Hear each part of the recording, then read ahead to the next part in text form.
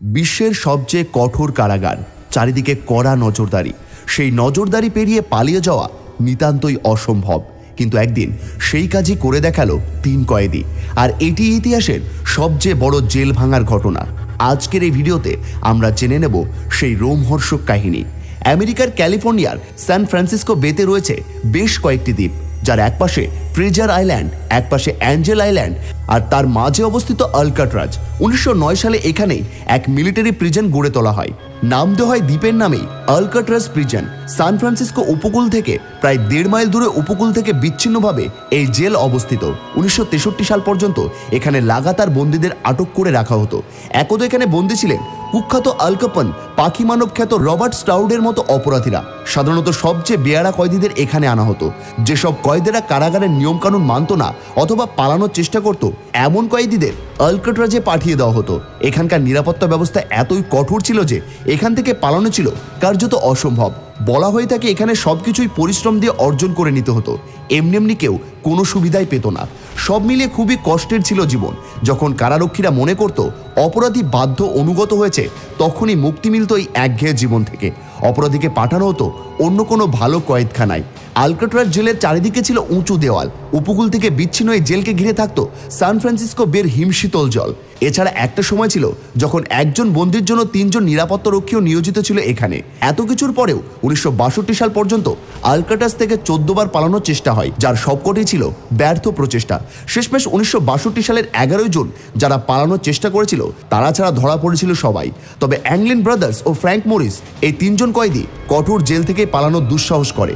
পালানোর পরিকল্পনাটা প্রথম এসেছিল ফ্র্যাঙ্ক মরিসের মাথা থেকে। তার ছিল প্রখর বুদ্ধি। মধ্য 30-এ থাকা মরিসের অপরাধের তালিকা ছিল বেশ লম্বা। এর আগে বহুবার সে জেল খেটেছে।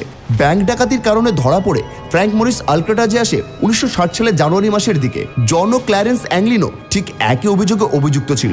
বছর 30-এর কোঠায় থাকা 2 ভাই আলকাট্রাজে আসার আগে ছিল আটলান্টার এক কারাগারে। সেখানে তাদের সাথে পরিচয় হয় মরিসের। জেল থেকে পালানোর চেষ্টা করায় তাদের পাঠিয়ে দেওয়া হয় আলকাট্রাজে। 1961 সালের ডিসেম্বরের দিকে তারা একসাথে হয়। কারাগারের মধ্যে একদিন করাত পড়ে থাকতে দেখে তাদের মাথায় এসে পালানোর চিন্তা। তারা জানতো কারাগারে স্টিলের বার কাটা মোটেও সম্ভব নয়, কারণ তা অত্যাধিক শক্ত। তাছাড়াও সামনের দিকে থাকে নিরাপত্তা রক্ষীরা।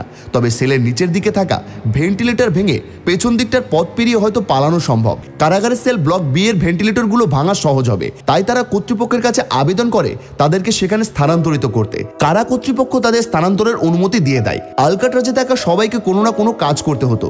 কেউ ময়লা পরিষ্কারের কাজ করত, কেউ বাসন মাজতো, আবার কেউ বাগান পরিচর্যা করত। দ্বীপের দক্ষিণ দিকে ছিল একটা কারখানা, যেখানে রবার, ম্যাট, জুতো, রেইনকোট সহ নানান জিনিস তৈরি করা হতো। অবশ্যই সকল কাজ কারা কর্তৃপক্ষের অধীনে করা হতো অল্প মজুরিতে।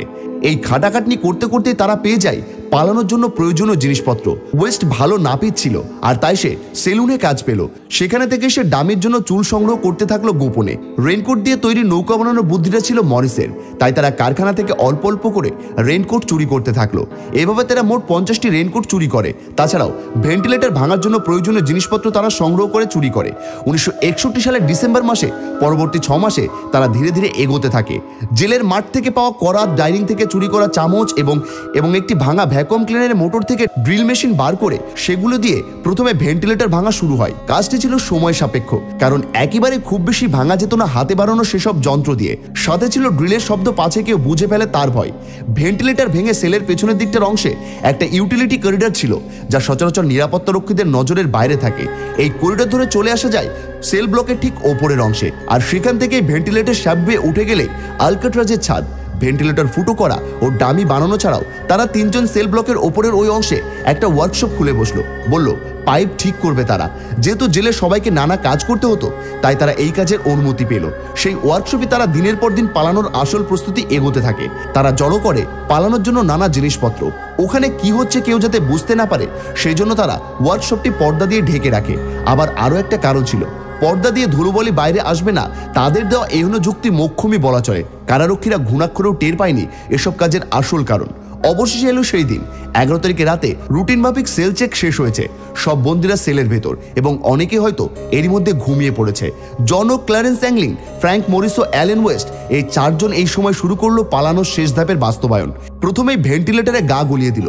পরিকল্পনা মতো অ্যাংলিন ব্রাদার্স ও মরিস সেল ব্লকের ওপরে ভেন্টিলেটর শ্যাফট বেয়ে চলে এলো ছাদে। ঘড়িতে তখন রাত 10টা। ঠিক এই সময় তারা শ্যাফটের ঢাকনা এক ধাক্কায় উপরে ফেলে ছাদে উঠে আসে। ঠিক একই সময় নিরাপত্তারক্ষীরা কিছু পড়ে যাওয়ার শব্দ শুনেছিল বটে, তবে পরে কোনো শব্দ না শোনায় আর গা করেনি। তারা আগেই ঠিক করে রেখেছিল যত দ্রুত সম্ভব জেলের ব্লাইন্ড স্পটে পৌঁছতে হবে। জায়গাটা দ্বীপের উত্তর পূর্ব পার, যার পাশে রয়েছে একটা পাওয়ার প্ল্যান্ট। এখান দিয়ে নৌকা ভাসাতে হবে, কারণ এখানে খানিকটা অন্ধকার, সার্চ লাইটের আলো একটু কম আসে। প্ল্যান মোতাবেক ছাদের সাথে থাকা রান্নাঘরের পাইপ দিয়ে তারা নিচে নেমে এলো। এখনো আরেকটা বাধা বাকি, জেলের কাটা তারের বেড়া। সেটিও খুব দ্রুততার সাথে পার করে ফেললো তারা, আর সাথে সাথে পৌঁছে গেল ব্লাইন্ড স্পটে, যেটা ছিল তাদের স্বাধীনতার চাবিকাঠি। এখান থেকে ভাসিয়ে দিল তাদের নৌকা। গন্তব্য সান ফ্রান্সিসকো বে পার করে সোজা স্থলভাগ। ঘটনা জানাজানি হতেই তাৎক্ষণিকভাবে পুরো আলকাট্রাজকে লকডাউন করা হয়। শুরু হয় তেনফেরারির খোঁজ। কিন্তু আশ্চর্যের ব্যাপার হলো, শত খোঁজাখুঁজির চেষ্টা করা সত্ত্বেও তাদেরকে আর কখনো খুঁজে পাওয়া যায়নি। অনেকের কথা তারা সফলভাবে পালিয়ে যেতে পেরেছিলেন, আবার অনেকে বলেন সাগরের শীতল জলে শরীর সমাধি হয়েছেন তারা। তবে এই কথা সত্যি যে সেই ঘটনার এতগুলো বছর পেরিয়ে গেলেও এখনো পর্যন্ত এই রহস্যের সমাধান করা যায়নি।